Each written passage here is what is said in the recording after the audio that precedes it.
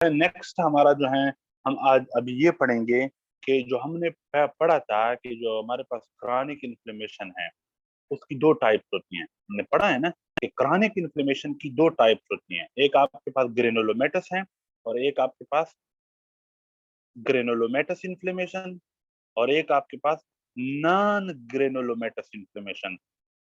तो non granulomatous inflammation तो जो आम इन्फ्लेमेशन होती है वो है कि लिम्फोसाइट आ रहे हैं और इन्फ्लेमेशन चल रही है। ग्रेनुलोमेटस इन्फ्लेमेशन बहुत जरूरी है। अब सबसे पहले हम ग्रेनुलोमेटस इन्फ्लेमेशन के बारे में बात कर लेते हैं। देखो, जब आपके पास ग्रेनुलोमेटस इन्फ्लेमेशन कैसे होती है, मैंने आप लोगों को पहले भी बताया कि लेट सपोज ये आपके पास ब्लड वेसल, ये गौर से सुनना है आप लोगों ने, ये एक टिश्यू है, ठीक है। टिश्यू के अंदर लेट सपोज वो चीज माइकोबैक्टीरियम आया हुआ है, माइकोबैक्टीरियम जो टीबी वाला बैक्टीरिया है, माइकोबैक्टीरियम आया हुआ है। अब जब माइकोबैक्टीरियम आया हुआ है तो मैक्रोफेज ब्लड वेसल से बाहर आता है इन्फ्लेमेशन वाली जगह पे, मैक्रोफेज।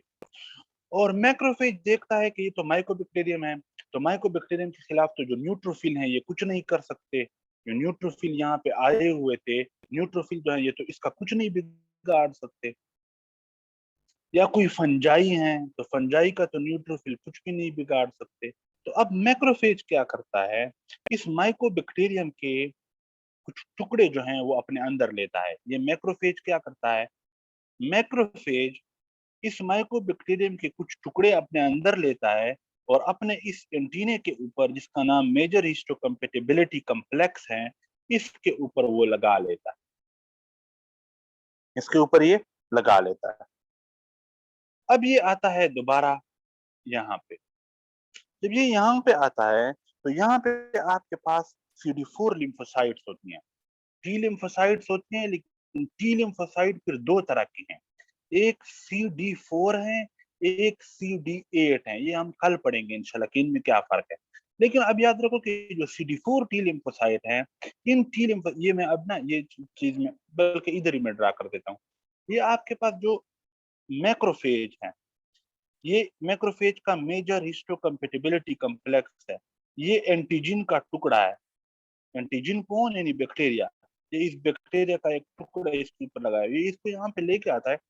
जब ये यहाँ पे लेके आता है तो ये जो है ना, यहाँ पे जो काम होता है, यहाँ पे मैक्रोफेज और CD4 के दरमियान, ये मैं इधर ही ड्रा कर देता हूँ कि ये मैक्रोफेज जब इधर आता है ना, तो इस ये जो CD4 टी लिम्फोसाइट है, टी लिम्फोसाइट दो तरह का है, CD4 CD8। तो ये जो CD4 टी लिम्फोसाइट है, इसको मैं इधर ड्रा कर देता हूँ। ये CD4 टी लिम्फोसाइट है। ये मैक्रोफेज आता है और CD4 टी लिम्फोसाइट को स्टिमुलेट करता है। ये स्टिमुलेशन दो तरीकों से होती है। पहला तरीका कि ये जो एंटीजन है, जो मेजर हिस्टोकम्पेटिबिलिटी कॉम्प्लेक्स के ऊपर इसका एंटीजन लगा हुआ है, ये इसके अंदर डालता है और इसके जरिए से इसको स्टिमुलेट करता है। और दूसरा सिग्नल ये देता है कि मैक्रोफेज इंटरल्यूकिन 12 रिलीज करता है, इंटरल्यूकिन 12। तो ये दो सिग्नल इसको मिलते हैं। ये कौन है, ये CD4 पॉजिटिव टी लिम्फोसाइट। इसको आपने एक्टिवेट करना है, मैक्रोफेज ने इसको एक्टिवेट करना है। इसकी एक्टिवेशन दो सिग्नल से होती है। एक सिग्नल इसके जरिए से दिया, मैक्रोफेज के ऊपर जो मेजर हिस्टोकम्पेटिबिलिटी कॉम्प्लेक्स और उसके ऊपर जो एंटीजन का टुकड़ा था। दूसरा सिग्नल ये था कि मैक्रोफेज ने इंटरल्यूकिन 12 रिलीज किए, IL इंटरल्यूकिन 12। इन दो सिग्नल्स के नतीजे में जो आपका CD4 पॉजिटिव टी लिम्फोसाइट था, ये एक्टिवेट हो गया। और जैसे ही ये एक्टिवेट हुआ, एक्टिवेशन के बाद ये कन्वर्ट हो गया into CD4 positive T helper 1 cell. ये सिंपल था, CD4 पॉजिटिव टी लिम्फोसाइट। लेकिन जब इसको ये दो सिग्नल मिले तो ये कन्वर्ट हो गया into CD4 positive T helper 1 cell में। और जैसे ही CD4 positive T helper 1 cell में ये डिफरेंशिएट हुआ, यानी कन्वर्ट हुआ, अब इसने दो चीजें रिलीज करनी है, TNF और IFN गामा। ये जो CD4 positive T helper 1 cell हैं, ये TNF और IFN गामा ये रिलीज करते हैं। और बेसिकली ये करता क्या है, ये TNF आता है इस ब्लड वेसल के पास और मोनोसाइट को कहता है कि बराए मेहरबानी बाहर आओ, बराए मेहरबानी बाहर आओ। तो मोनोसाइट जब बाहर आएगा तो इससे क्या हो जाएगा, मैक्रोफेज।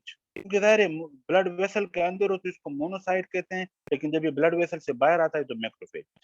और ये जो इंटरफेरॉन गामा है, IFN गामा है, ये आएगा और मैक्रोफेज को कहेगा कि भाईजान तुम अब मैक्रोफेज नहीं हो, तुम अब कन्वर्ट हो जाओ into एपिथेलियोइड cell.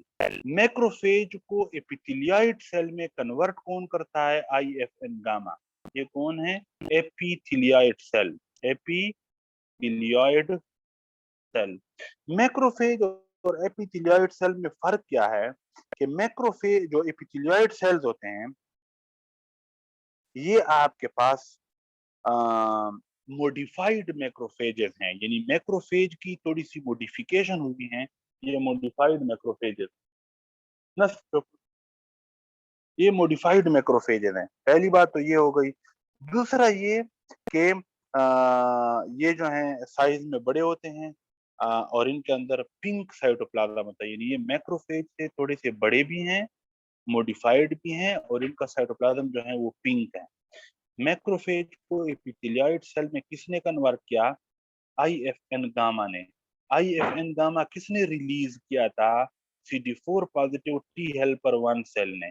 CD4 positive T helper 1 cell किससे बना है, ये CD4 टी लिम्फोसाइट इसमें कन्वर्ट हुआ था। CD4 टी लिम्फोसाइट क्यों कन्वर्ट हुआ था, क्योंकि मैक्रोफेज ने इसको दो सिग्नल्स दिए थे। मैक्रोफेज ने इसको दो सिग्नल क्यों दिए थे, क्योंकि मैक्रोफेज ने देख लिया था कि इस ऑर्गेनिज्म को जो कि आया हुआ है इसको न्यूट्रोफिल कुछ नहीं कह सकता, तो मैंने क्या करना है, मैंने इसको क्रॉनिक इन्फ्लेमेशन में कन्वर्ट करना है। उसके लिए मैं क्या करूंगा, टी लिम्फोसाइट्स को इन्वॉल्व करूंगा, यानी लिम्फोसाइट्स को इन्वॉल्व करूंगा। जब लिम्फोसाइट इन्वॉल्व होते हैं तो ये सारा प्रोसेस होता है, मैक्रोफेज जो है ये आपके एपिथेलियोइड सेल में कन्वर्ट हो जाते हैं। अब एक तो हो गई ये आपके पास एपिथेलियोइड सेल, ठीक है। अब इस जहां पे इन्फ्लेमेशन हो रही थी यहाँ पे आपके पास एपिथेलियोइड सेल, मैक्रोफेज एपिथेलियोइड सेल में कन्वर्ट हो जाएंगे, ये एपिथेलियोइड, ये एपिथेलियोइड, ठीक है।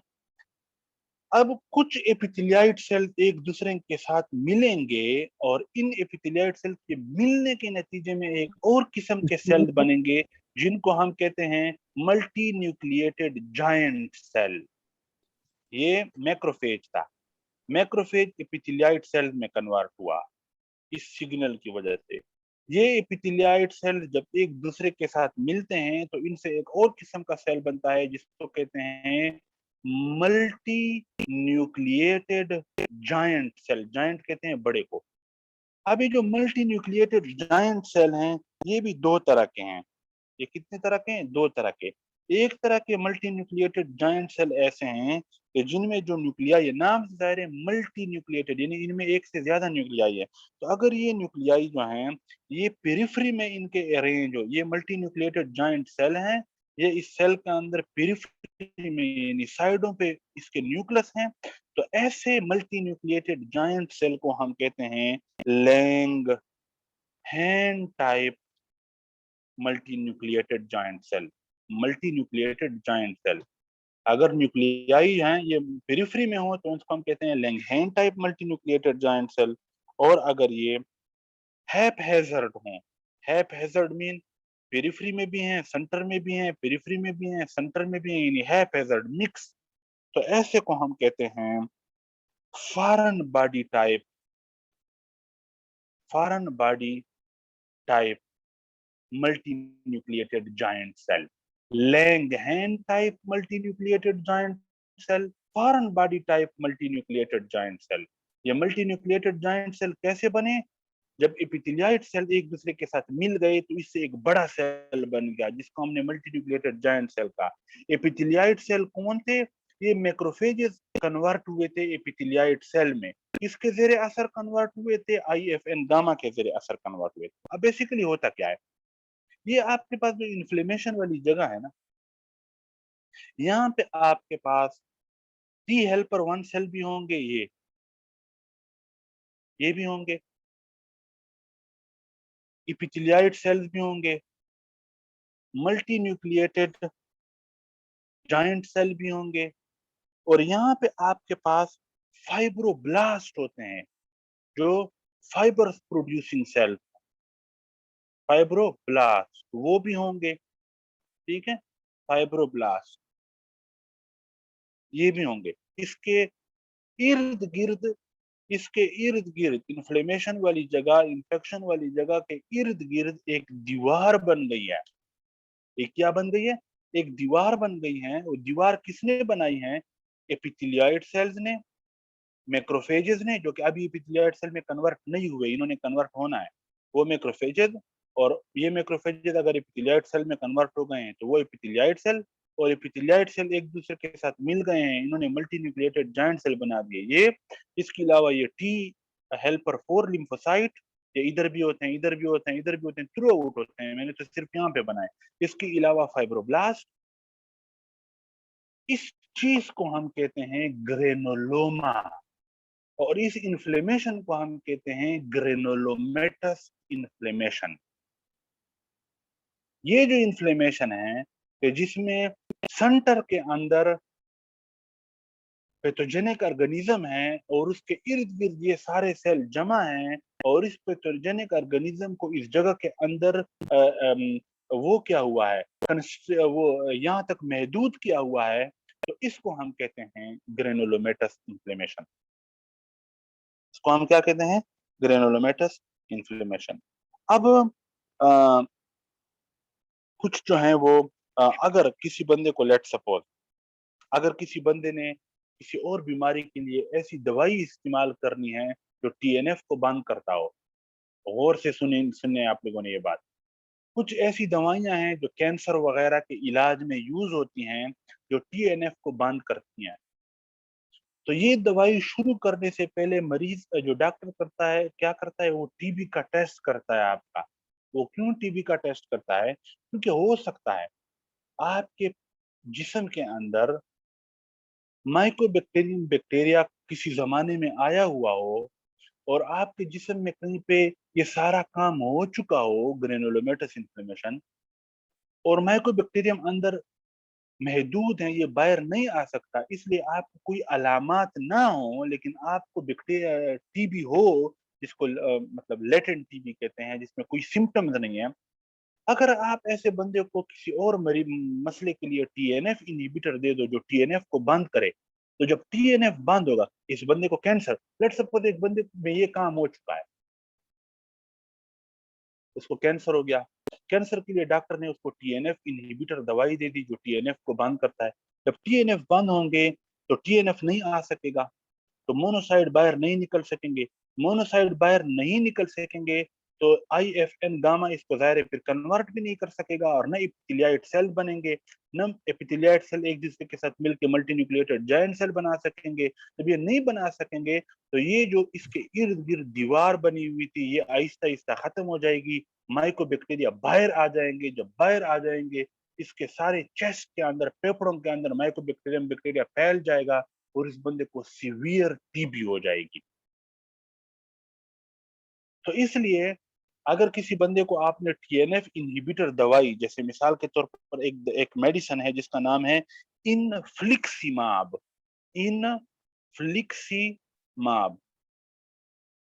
अगर कैंसर के लिए या किसी और बीमारी के लिए आपने किसी को ये शुरू करवानी है तो पहले आपने इसका टीबी का टेस्ट करवाना है, क्योंकि हो सकता है इस बंदे को टीबी के जरासीम हो, लेकिन उसके जिस्म ने इस टीबी के जरासीम को इस तरह महदूद कर दिया हो, बीमारी करने से, फेफड़ों को खराब करने से छुपाया हुआ हो, रोका हुआ हो। अगर आप ये दवाई दोगे तो ये सारा काम उल्टा हो जाएगा, माइकोबैक्टीरिया बाहर आ जाएंगे और इस बंदे को पल्मोनरी इंफेक्शन हो जाएगा।